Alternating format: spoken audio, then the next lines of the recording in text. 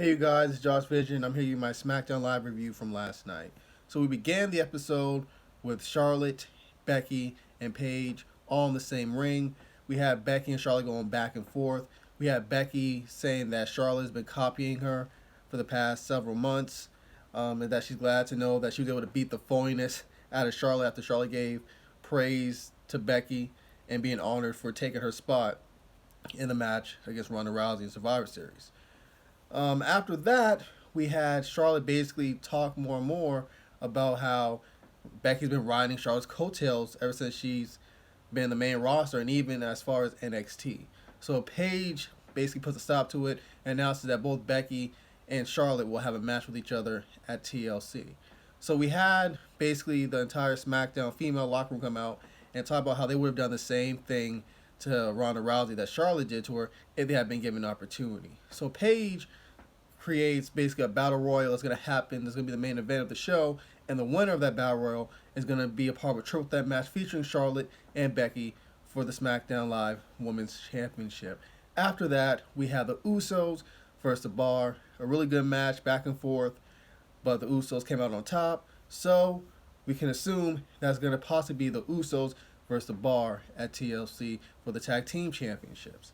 After this, we had AJ Styles cut a promo talking about his feelings towards the betrayal of Daniel Bryan 2 weeks earlier. He talks about how, even though it's been 14 days, he hasn't had the title. It felt a lot longer than even his impressive 371-day reign as champion. And he can understand how the WWE title can make men do things they wouldn't normally do, because he's done that before. So he's been in Daniel Bryan's shoes. But what he didn't appreciate was the beatdown that Bryan gave him after winning the title, and him over and over and over again. He knew being the champ was going to be a target on his back, but he didn't know it was going to lead to another target, right where the rain doesn't shine. So basically he says that, him and Daniel Bryan get on tonight, but he just remembered that Daniel Bryan isn't at the show tonight, and that he hasn't been the last few live events as well. And saying that when he was a champion, he never missed a day. He was at every live event, every SmackDown taping, etc. And he told Daniel Bryan he doesn't care if he's a new Daniel Bryan or the old Daniel Bryan. They still got the same face, that he will love to smash, and that he hopes Daniel Bryan brings the WWE title to TLC so he could just take that back to his rightful owner himself. After that, we had what we thought was supposed to be a United States match, I believe, between Nakamura and Rusev. Well, that didn't start because Nakamura just Kinshasa the hell out of Rusev before the match even began. And then when the officials were tending to Rusev, he did it again. So this is probably going to lead to an angle between them that might eventually lead to Rusev finally capturing, once again, the United States Championship. After that, we had a Jeff Hardy celebration for 20 years of the WWE, in which all the superstars were on the ramp, giving their due respect to Jeff. We've seen a highlight of all Jeff Hardy's career, the amazing things he did. Like, I just had to remind myself, I'm like, yo, this dude really did some crazy stuff. I'm looking at the ladders that he was jumping off, the Titantrons. I'm like, Jesus, and just how over he was and still is. I was saying to myself, well, God, I think at Jeff Hardy's prime, he was probably even more over than Daniel Bryan and CM Punk. That's debatable, at least in my eyes.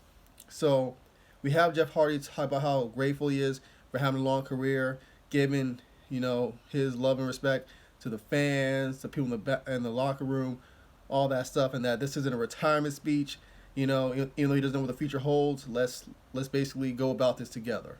And then we had Samoa Joe come out, and he just threw some really devastating jabs at Jeff Hardy. He was saying that he was sorry for being tardy, but he was just drinking a few champagne bottles in the back, and he was considering bringing it, to the Jeff Hardy celebration and drinking with Jeff Hardy, but noticing Jeff Hardy's history, that might have not been a good idea. And after that, Shane was like, yo, chill. But Jeff's like, no, let him continue. And then we have Samoa basically said his problem with Jeff Hardy is that people like Jeff, he don't like because they be given chance after chance after chance and are put on a pedestal, while people like him don't get the due respect that they deserve. He also talks about how, if I remember correctly, he talks about how that he intends on giving Jeff Hardy a one-step plan, but that it won't be painless, and that essentially he's gonna take Jeff out. And Jeff's like, listen, I don't care what you're trying to do, you're not gonna ruin this night, and that he still lives in the moment despite all his failures and all that stuff. You know, they could just get on right now. And you see Samoa Joe kind of feign that he's gonna fight Jeff, but then he laughs off and says that just as much as you has helped these people, or what's the word? Essentially, he was saying as much as you've been such a role model, you've been such a great superstar and legend with these people, that essentially you failed them just as much as your successes, and that once again he's gonna put it into Jeff Hardy. So after that, we had the whole segment with Randy Orton and Rey Mysterio. Randy Orton said that people consider what he did to be disrespectful, disgusting, and etc. And Randy Orton was like, it wasn't intended what he did to take Rey Mysterio's mask last week as an insult towards Rey's culture. It was basically an insult towards Rey, to embarrass him, to take him off his own pedestal, you know? And he felt very euphoric about it, and that Rey is just gonna be another, at that stage of his career, he's gonna be yet another name that he puts on his mantle of legends that he's gonna destroy. And that, you know, once again reiterating the fact that he goes by RKO. So we have Rey come out with the neck brace.